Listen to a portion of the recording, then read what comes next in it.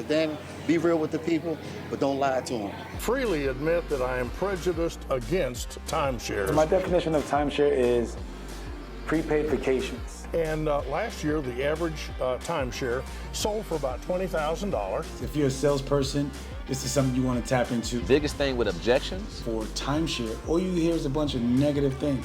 And they were persuasive, and they kept pushing us, and we'd say no, and they'd say something else. Welcome back. It's Sold in 60. It's your host, Richie Rich, and your boy, D Dollars. D Dollars. Yes. What's popping? So, another day, another dollar, D. Another day, another dollar. Another timeshare day. I want to call it like Testimonial Tuesdays or Timeshare Tuesdays. You know what I'm saying? Like, I want to reach out to people and see how their day was. Okay. Randoms. Like, I want to just scroll through my phone and just hit up somebody and ask them, like, something random about timeshare. Like, you know, impromptu. Like, no pre-made script. For sure. You know what I'm saying? And see, you know, just get a good vibe of what people are feeling. You know what I'm saying? Yeah. So, I mean, what do you think is a good question to ask them? What do you think a new person in the business or someone in the business wants to hear from somebody? So if I was new in the industry, or if I wasn't in the industry at all and I was thinking about getting involved, or maybe I just wanted to learn about a little bit more about what was going on over there, I guess a question that I would have would be about the money. How much money you make? How much money you make, the money potential. Because I see a lot of these timeshare salespeople drive a lot of luxury, foreign cars, Maseratis, Lambo, Lotuses, you know, you name it, Bentleys. Sure. And some of them don't just have one. Some of them have multiple cars. Absolutely. So I need to learn about that. You know, what type of money are they making over there? So just for that, I mean, from my knowledge, each resort has a different compensation structure. Some pay more than others. Some pay less. Some have less opportunities. Some have more opportunities as far as the families they see. But yeah, you're right. I think in the industry, if I had to gauge, I think anyone will probably be making at least 70,000 at the bottom. Okay. Wow. And the max that I know personally, I would say as of 2022, the max that I know a person making annually is about 500,000 Annually. Working at a resort selling timeshare. Absolutely. 500,000. Absolutely. $500,000. Wow. Like at least two people I know right now, and that I know personally, but I know other people that I don't have a relationship with that they're probably exceeding that as well. Like there was a gentleman that I guess his paycheck was floating around. He's netted over $1 million. That's after taxes. In a year? In 1 year. Wow. You know what I'm saying? So it's not far-fetched. It takes a different type of work ethic. It takes a different type of beast in you as a person. I mean, a lot of these people don't have a life. They don't fucking leave the resort. Okay.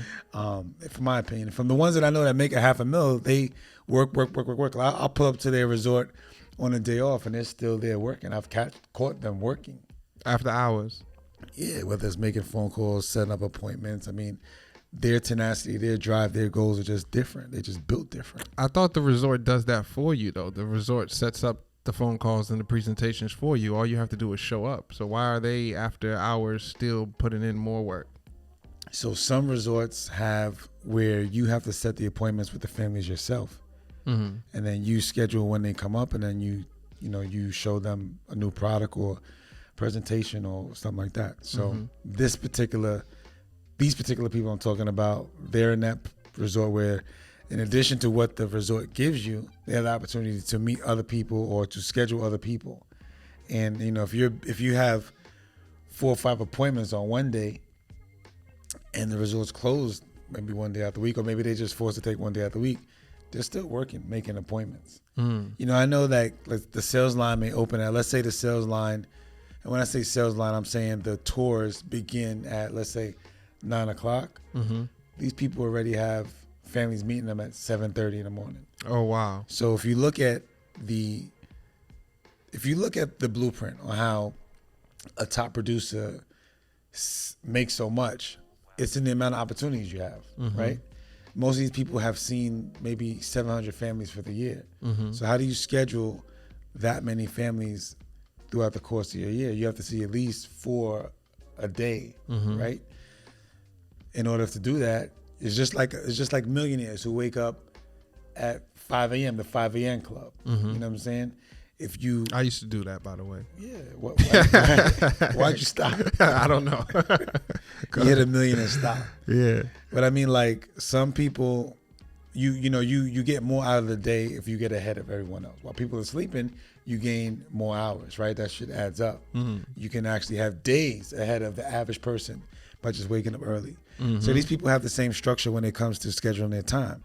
They set up these appointments earlier before the regular tours start to come in, and then they have an advantage of getting those numbers. So it's a numbers game, right? Of course. If you're closing 30%, that's 3 out of 10. But if you're seeing double the amount than the average person, you have the opportunity to write that type of volume. So Yeah.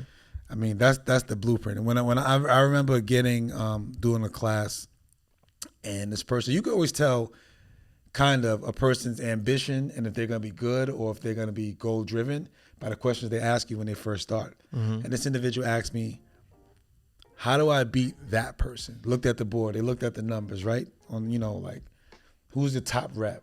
How do I beat that person? And looking at the stats, the answer was to see more tours.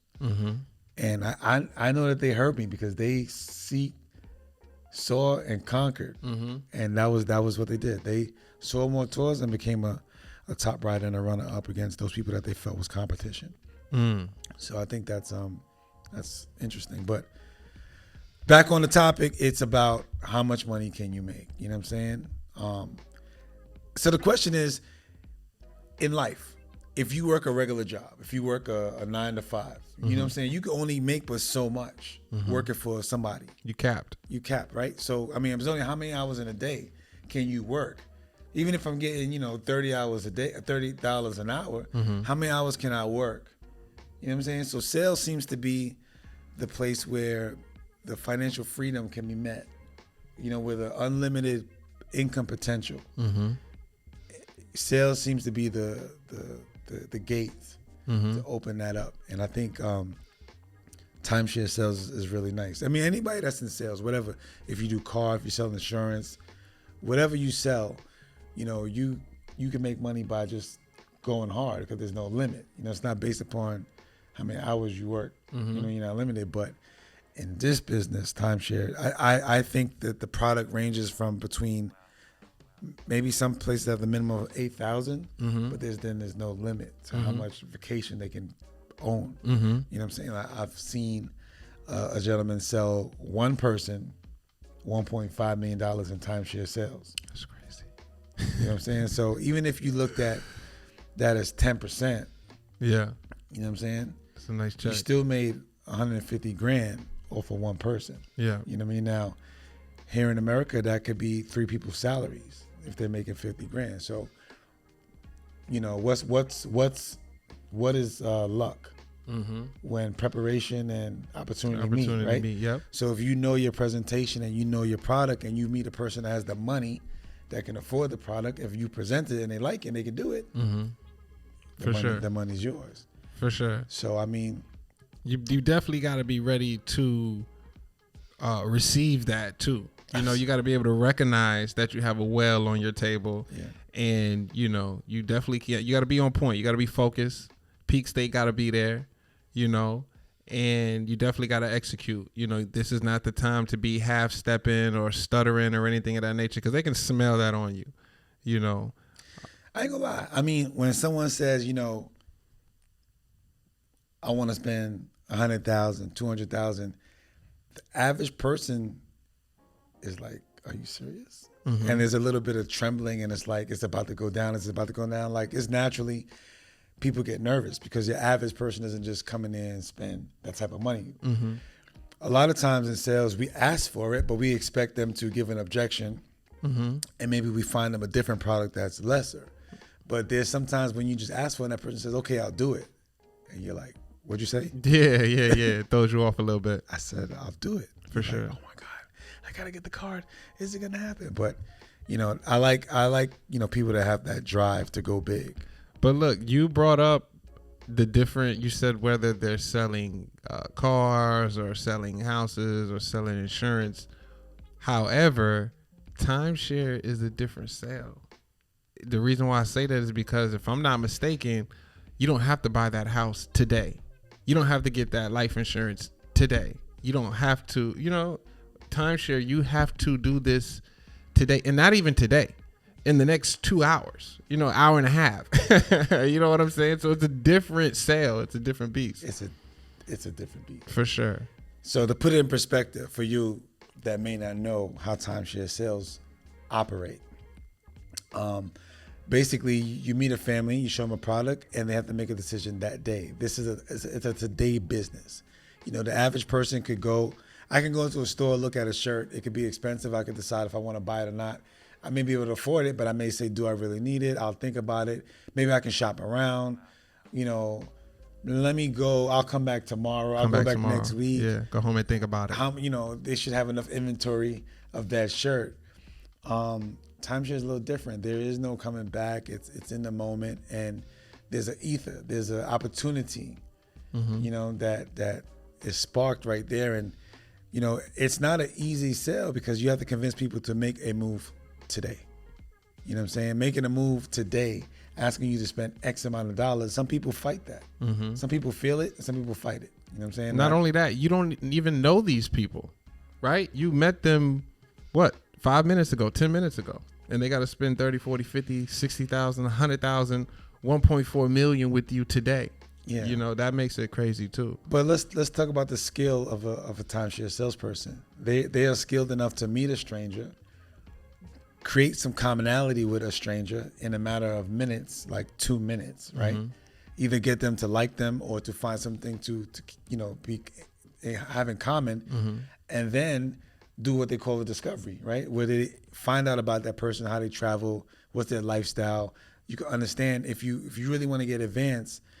Some companies teach the salespeople social styles, so you know the mindset of different social styles. If someone's a driver, they want to get straight to the point. If someone's analytical, they want to know the details. You know what I'm saying? If someone's amiable, they kind of need to be told what to do. So in all that little bit of time, you have to figure out this information. Then you have to figure out why your product will work for them and show them. You know what I'm saying? Like it's true psychology. And there's one company that really, I feel, that really teaches people the psychology of the sale, the mindset of the customer. And once a salesperson can understand the mindset of the customer, he always knows his opponent. You know what I'm saying?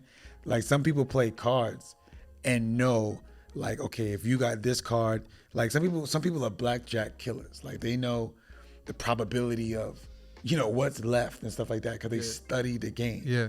So in timeshare sales, if you know your opponent, if you know the person that you're on a presentation with, you know their moves ahead of time to a degree. You know what I'm saying? If they don't own timeshare, you know what their objections may be. If they have children, you know that may be an objection. If they are pregnant or whatever discovery, whatever you can find out in conversation, you know, okay, you need to overcome that. You know what I'm saying? And create reasons why they should become owners or purchase with you that day. For sure. It's For sure. crazy. You know, this another thing that's kind of crazy is when I first got into the industry, I remember a top rep once telling me, you know, hey, you know when I have a deal, you know when I know I have a deal, and I say, when is that? And he says, when I'm in the lobby and I shake their hand to meet them. Hey, how you doing, sir? I'm such and such. How are you doing here today? And he says by the handshake, he knows that he has a deal. So in my mind, I'm like, this dude's crazy, whatever. You'll say anything. But as I got farther on in my career, I could relate to that. When I go into a lobby and I shake your hand, depending on how you shake my hand, it sets the tone for the whole presentation. That's real talk. That's real talk. Yeah, for sure. Never really thought about that. For sure. It's so, like, going back to what you said about the psychology of the sale. It's just crazy. from the handshake to the body language to, you know, certain hot buttons and words that people say. You just got to be able to read all that, man. You got to be able to read all that. And I can tell you this, when you're selling, it's the best job, best career in the world. You feel like a king. You're on top of the world. You just work 5 hours that day. You made $3,000, $4,000, $5,000 that day. You know, you go home. You don't get any red lights. All the lights are green. It's just a great day. But when you're going through that slump and you haven't sold in 2 weeks, maybe 3 weeks, you're creeping on a month and you haven't sold yet, it could be very, very challenging. You know what I'm saying? Those ride homes get, you know, get lonely. Hey, listen, if y'all ever been in a slump, you know what I'm saying? If you ever been in a time where you know, first of all, salespeople beat themselves up. If you've been having a great week or a great month, you know what I'm saying? You know, you're just used to no one telling you no. Yeah. The minute you go through a week or two with no sale, you know, then you beat yourself up and you're like, oh my God, what am I doing? I can't give it away, blah, blah, blah. But what you need to understand is that it's a numbers game. You know what I'm saying? I don't think there's anyone, there's probably someone out there. If you are one of those people, please call up, let us know. If you are 100% closer where you close everyone, we want to talk to you. We want to talk to you. You know what I'm saying? But this business, we understand that, you know, there's success and failure. We understand that, again, if you've seen 10 families and 7 say no, you selling 3 out of those 10, you can still, you know, make a 6-figure income. You know what I mean? So I think that slump hurts people mentally because they're just not used to being told no. You know what I'm saying? It's like the rejection is bothering you. You know what I'm saying? But yeah, I definitely understand what that's like. That is a long ride home. Yeah, for sure.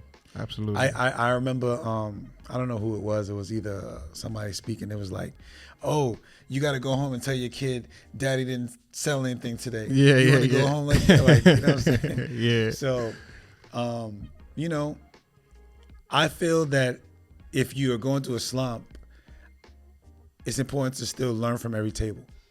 You know what I'm saying? Absolutely. If you had a family that didn't buy from you, you know, learn from what that objection was so that if it comes up again, you can overcome it, or you could practice going back against that. You know what I'm saying? So that's what I think.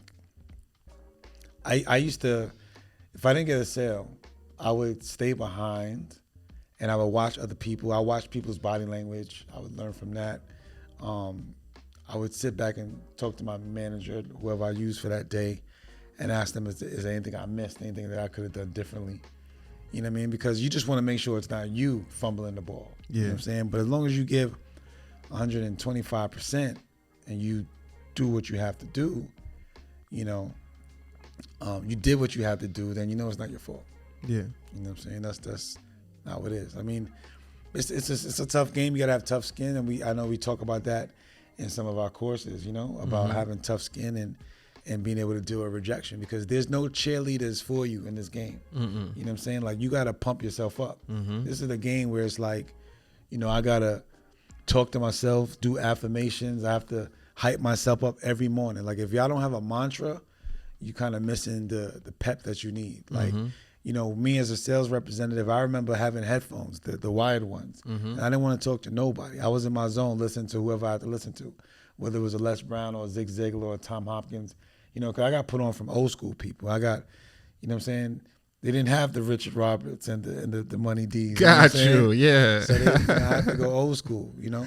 But I listened to those things and I got pumped up. So when I was in that rep room waiting, there was no time to be chit chat with people. Some people would we got a caller calling in.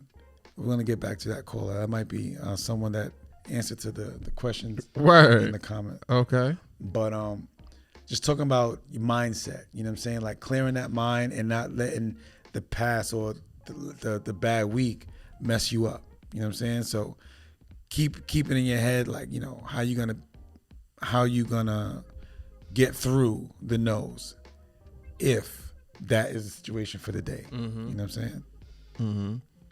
Yeah, and tell yourself too, before you even go out to meet the family, I'm gonna get it. This is a deal. As soon as they give you that paper or that planner or that invitation or that card or whatever they give you before you go out and get the family, this is the deal. You know,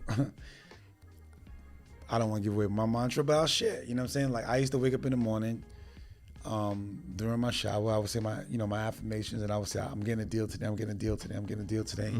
I'm going to meet a family that likes me, that wants to buy from me. And even my walk into the resort, It's different. I was manifesting how my day's gonna go. You know what I'm saying? And that energy is different. I know a guy, I don't know specifically who it was. I remember there was a rep that told me he goes to where the closings are. What some people call deeding, some people call closing. I don't know what else they call it. Contracts, okay, yeah. Whatever. When you get the sale, if you pass that area every morning and visualize that's where you're going to be, or grab whatever the final paperwork is that most people, where I was at, they call it a loan application, even though, you know what I'm saying? It's a loan app. But the loan app, they had a ritual. Like, they would walk this thing and visualize themselves getting a deal that day. You know what I'm saying?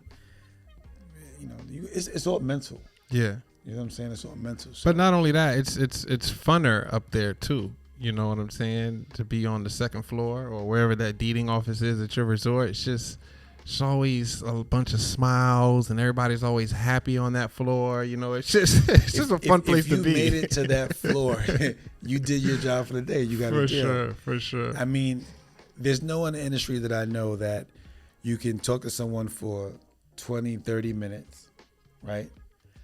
Now, don't get me wrong. It's not a 20, 30 minute presentation. We mostly is 60 minutes. It can last longer. And here's the thing. If you go on the internet or you go check comments or you hear these stories about it was a long presentation, it's not a long presentation because the presentation is long. Negotiations begin. You know what I'm saying? People start to say, well, if it was this, I would do it. And lo and behold, we find you what you want. Now you're telling me something else, some other objection that the salesperson is going to overcome. So they're prolonging the presentation, Right. is what you're saying. Right. Yeah. So the salesperson is overcoming objections, which make it longer, and we're trying to get a meeting of the minds, right? But that's what can take long. The product sells itself, or you sell the product, and people want the product as a salesperson, but then finding the right product, that's what takes longer. Most families walk out saying, damn, we thought it was going to be 60 minutes. It was 4 hours, but they leave happy. They leave happy. You see what I'm saying? But on the other hand, what you don't see in the comments or on your Google searches is, you know, the happy families. You see the person that says, oh, they said it was 60 minutes, but it was 3 hours. You know what I'm saying? But here's the problem that I have with people in these comments. I was like, if you listen to the intro, the last lady's like, and they was pushing us, and they kept coming back. It's because people are overcoming objections.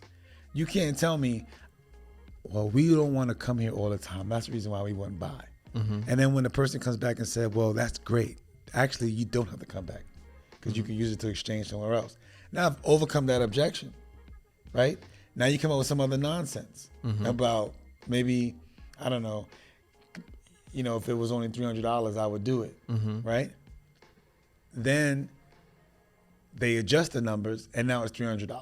You know what I'm saying? So now what's your excuse, Mrs. Jones? So now Mrs. Jones comes up with another excuse or whatever, and then the salesperson overcomes that objection. People, I ask people as a sales rep, I said, you know, please don't take my ambition as, I don't know what I used to say, but I'm saying, like, don't take my ambition and my tenacity For pressure. I'm just passionate about what I do. I'm passionate about what I do. For sure. And I've now found you a product that works with you based on what you told me. Yeah. You know what I'm saying? So that's the real deal. These But people, you know, when they do that, when they're jumping around, just coming up with different excuses and objections, I mean, at that point, I would say they're just scared. You know what I'm saying? They're scared. So they're just trying to come up with anything and everything possible to get out of it. But, you know, the product works so well, you know what I'm saying? And it can be tailor-made to so many variety of different families that they end up finding out, damn, no matter what excuse or objection I get him, this product I can still find a way to fit this product in my life. You know what I'm saying? Absolutely. Absolutely. I think that basically people come in there with a sales resistance. You know what I'm saying? They come in with a sales resistance. Now let's look into the eyes of a family, a tour. You signed up for a presentation the night before. You don't know who the hell you're gonna get. You don't even know why you signed up for it. I left a deposit. I made a commitment to go to this presentation. I wake up and I'm like, you know what? I don't know why we did this shit. You know what I'm saying? But let's get it because we want discount tickets or the $100 or whatever they're giving. We got to make it out of there. We got to go in there, tell them we don't like it, tell them we can't afford it or whatever, or we got someone in the room or we got somewhere to go. Let's get through it and we're going to get our money. Right? But because the salespeople are well trained. Well trained. They get their guard down. They get the people to open up. We ask questions that lead to the sale. Now they're in a situation where they're like, damn, we actually like it. You know what I'm saying? But are we really going to do this? Should we really do this? Damn, I can't believe we're thinking about doing this.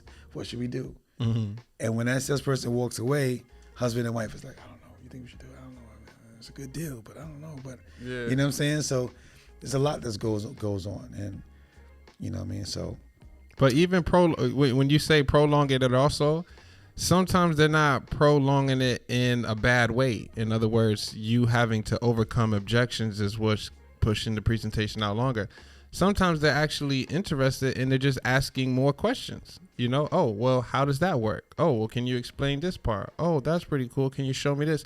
Oh, show me destinations. We want to travel here. We want to travel there. Can you show me Italy? Do you have any more resorts in Italy? You know what I'm saying? So sometimes it's just them, their level of interest is what's making the presentation a little bit longer too. But then you got some people that be like, do you have any in buttfuck Egypt? You know what I'm saying? Like just to ask you something that they know you don't got. Yeah, exactly. You got.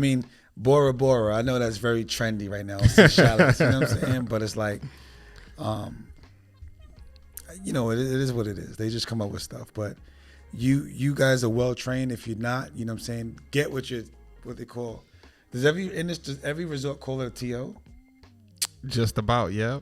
No, every industry call it a TO? Well, every timeshare resort calls it a TO. Yeah. Manager TO. Yeah. That's kind of universal. Oh, shoot. I forgot. We may have a guest coming. Okay. Yeah, maybe I have a guest coming next week. So guys, stay tuned. Actually, one of these, this gentleman has been top representative at his resort for the last, I want to say 8 years. Damn. For their company worldwide. And he's going to share with you his journey.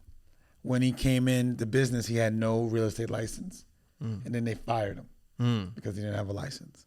And then he ended up getting a license and coming back. And he sought out to be one of the best in the industry.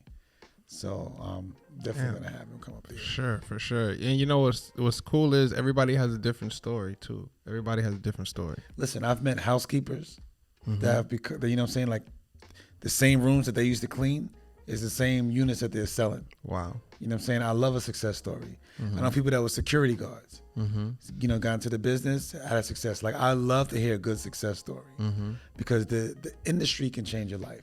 So if you're considering, or maybe you try to resort and it didn't work out, I wouldn't give up on it. If you're licensed, that is a great opportunity. Maybe the company you worked for, the product didn't work, or you didn't connect or whatever, but I would try somewhere else. I agree for sure. Well, keep watching. We'll be here next week. Sold in 60. Your boy Richie Rich. Your boy D Dollars, man. We in here. Timeshare. Let's get it. Click, follow us, share us. Peace.